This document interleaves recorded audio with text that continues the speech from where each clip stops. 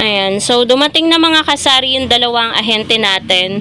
Sa sigarilyo, ayan lahat yung ating kinuha at meron pa ditong mga ilang peraso. Bali yung double booking pala ngayon, yung credit limit natin, pwede tayong kumuha up to 50k pero hindi po natin yan nilahat. Ano yan? Camel. Ayan, meron lang bumili mga kasari. So, ang halaga nito guys, nung ating kinuha is worth kulang-kulang 24,000. Ito yung resibo niya. Ito yung pinagbayaran pala natin, yung last na kinuha natin, 13,895. Ito yung kinuha natin ngayon, 23,975. 25 pesos na lang, 24k na yung halaga niya. Ayan yun. Ang balik po nila mga kasari, nagkamali ng sulat si Sir. December 5 yung nakalagay. January 5 yun sabi niya sa akin. Pabalik December ngayon December 8. Di bali isang taon. So nagkamali lang ng sulat si Sir. Dapat January 5 yan. So i-haul ko na sa inyo guys. Bali kumuha ako mga kasari ng 10 rim ng Camel na pula. Ito. Yung yellow, yung niya. 1, 2, 3, 4, 5, 6, 7, 8, 9, 10. 10. Tapos kumuha ko ng 7 nitong Camel Menthol. 1, 2, 3, 4, 5, 6. Nasaan na yung isa? 7. 1, 2, 3, 4, 5, 6, 7. Yan, 7. So, ang halaga ng kada isang rim niyan, guys, ng Camel, 1,260. Ito, 1,260 din.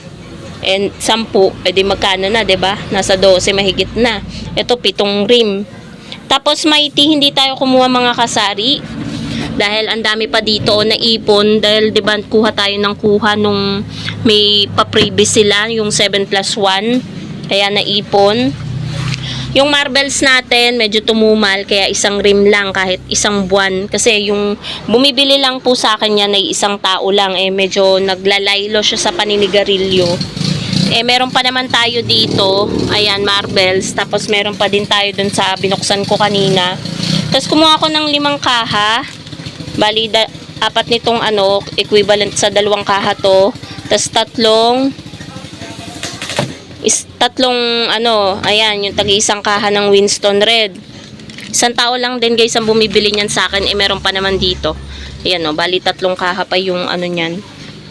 So, yan lang mga kasari.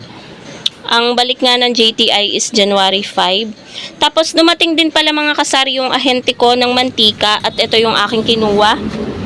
Sila naman ay hanggang 23 ay meron pa. 22 pala ng December pupunta pa sila. So ayan ang ating kinuha. Una ng mantika is 330. Tapos yung 1.5 is 130. Kuma tayo ng 2 kilong sugar. Ito, tagwa 1/4. Puna ng sugar is 144. So 144 divided by 2, 72 ang puhunan ng 1 kilo. Tapos yung gami natin, 2 lang at 1 crinkles. Puhunan ng gami. Ayan, nasira pa yung lalagyanan. 50 pesos, 60 pieces ang laman. Tapos ganun din dito sa crinkles. Tapos Milo, kumuha din po tayo. Nasaan na ba? Ray, nasa ilalim. Milo, tsaka Copico Brown, twin pack. Yung Milo, 120 ang puhunan. So, bali pumatak 10 ang puhunan sa kanya. Medyo pricey pero okay lang dahil wala naman tayo ng Milo dito sa taas. Tapos yung Copico Brown ng puhunan is 135. Bentahan natin 16 kada twin pack. Yung Milo bentahan natin ay 11 lang. So may piso lang tayo mga kasari. Pero okay na, hayaan na natin. At least kahit pa paano may piso at meron tayong mabebenta kay customer kapag may naghanap ng Milo ngayon. At least nakapag-provide ako, 'di ba mga kasari? So, yun lang po mga kasari. Ngayon tingin ko holiday kasi naglabas ako ngayon na wala sa isip ko. Ito yung mga kukuhanin ulit natin sana. Pero sana bukas dumating sila. Ayan Yan ang kukunin sana natin na alak. Mabilis ngayon guys, mabili ngayon ng mga alak. Araw-araw may nagiinom. Tulad kahapon, ang daming mga bumili. May piso pa dito. Ang daming bumili kahapon ng alak. Talagang case. So, yun lang mga kasari ang ating vlog for today. Yan yung bentahan pala natin. Ayan.